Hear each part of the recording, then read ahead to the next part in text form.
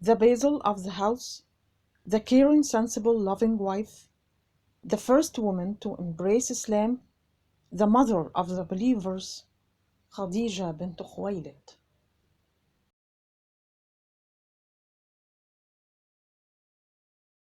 The morning dawned, and Khadijah woke up early, feeling energetic and strong, as if she had never spent a sleepless night. The messenger woke up early, then went out to Al-Kaaba and circumambulated it. Waraq ibn Nawfal had arrived at Al-Kaaba early, and his joy increased when he met the messenger. He shouted to him, congratulating him and advising him to be steadfast and to continue on his way. Then he sat with him and told him about the denial and persecution he would encounter from his people, and he lowered his head to him and kissed its top. The people of Quraysh had come to circumambulate Al-Kaaba, and some of them heard Waraqah's conversation. When he left, they came to Muhammad, asking him about what was wrong with him and what Waraqah was saying.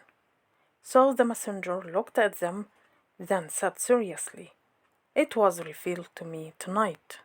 The Quraysh people turned to each other. Then one of them said in astonishment, "Who inspired you, O Muhammad?" The messenger answered strongly, "It was revealed to me by Allah, who created me, created you, created the heavens and the earth, the sand, the stone, water, and the trees." Another man shouted with a smile, "And what did your Lord reveal to you?"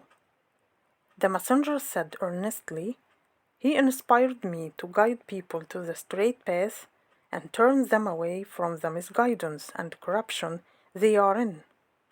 Do you not see this immoral life and the change it requires?" One of them giggled, then straightened up and said sarcastically, "We understood. We know. You want to be that prophet whom people talk about. Someone else preceded you, O Muhammad. They claimed what you claim. They reaped nothing but ridicule and harm, and they could not go on with what they wanted. So it is better for you to come back to your senses from today. Otherwise, you will go on a thorny path that will harm you and lead you astray, just as it has led others astray." Khadijah had gathered her maids and companions, and she gave them the good news of her husband's prophecy and the revelation sent to him from Allah. They listened to her, astonished at what she told them about the messenger's matter. Then they went away and told their husbands what Khadijah said. It was not long before the news became widespread and filled the houses of Mecca, and many people received it with sarcasm and ridicule. But they returned to themselves, wondering in astonishment, "Why did Muhammad do what was rumored? We have never tried him to lie. No one has heard anything about him other than honesty and trustworthiness. And what about Khadijah? We did not try anything on her other than reason and sobriety. So why does she say this?"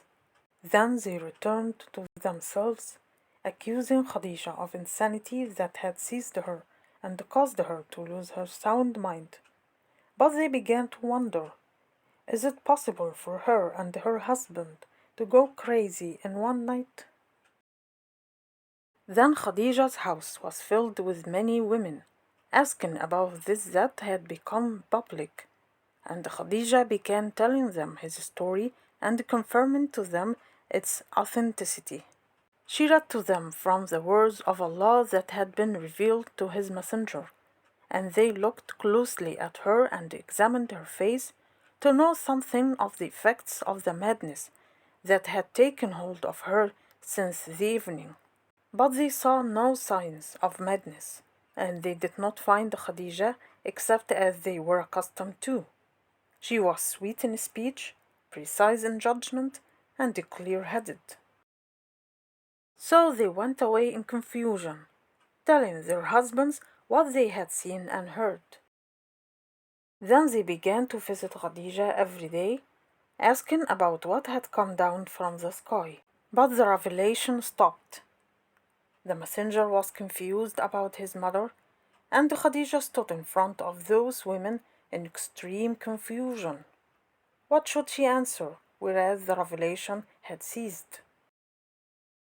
Her sadness intensified, fearing that Allah had abandoned His Prophet, and that she would miss out on that honor for which she had prepared herself and her wealth. Her sadness increased when she saw the concern and worry in the Messenger of Allah, and she began to console him, covet him Allah's bounty, and assure him of the approaching return of the revelation with Allah's verses. But the revelation did not return, and the messenger became increasingly anxious and sad. So Khadijah stood beside him, encouraging him, strengthening his heart, and saying to him whenever he was overcome with concern, "Do not be sad, O Messenger of Allah, for there is no hardship that does not go away, and there is no unease without relief following it, and Allah has a will in whatever He does." Then she begged Allah to have mercy on His Prophet and remove from him what troubled him, while the messenger was lost in thought and distressed by what happened to him. And while she was looking at him and giving him words of encouragement, she saw him twitch and the sweat pouring from his forehead.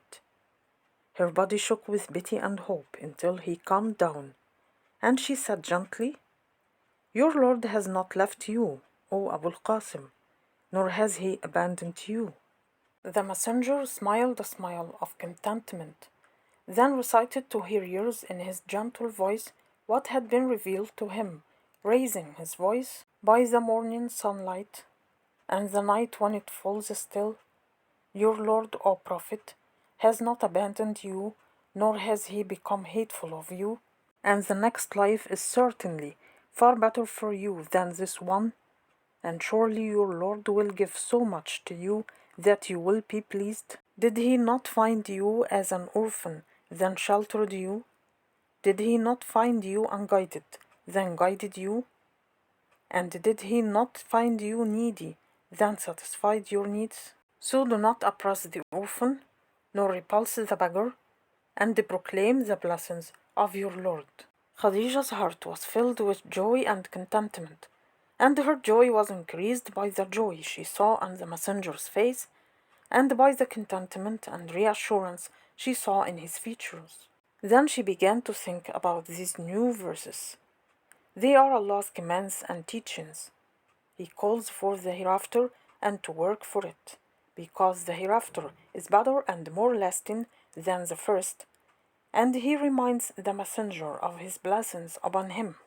He calls him for rolling up, earnestness, and the call to Allah, pure and purified. He recommends about treating the orphan and the necessitous with kindness. Then she smiled sweetly as she thought about the verses of Allah. The messenger was pleased with her happiness, looked at her, and said with tenderness, "May Allah preserve your favor to you, O Khadijah. The grace is from Him and to Him, but He made you subject to me, so enriched me with your money, your soul, and your spirit. He reminded me at this hour of that favor. Did you not hear, Khadijah?" Khadijah heard, with tears welling up in her eyes, "To Allah and to His Messenger belong my life, my money, and my effort. So get up, O Messenger of Allah, as Allah has commanded you, and I am with you, and Allah is with you." The verses continued to be revealed to the Messenger of Allah, and Khadijah heard them and spread them among the women who liked them. She was open-hearted to the jihad, and she did her best for it. But something else happened that made the messenger call her the mother of the believers. This story will be told in our next episode.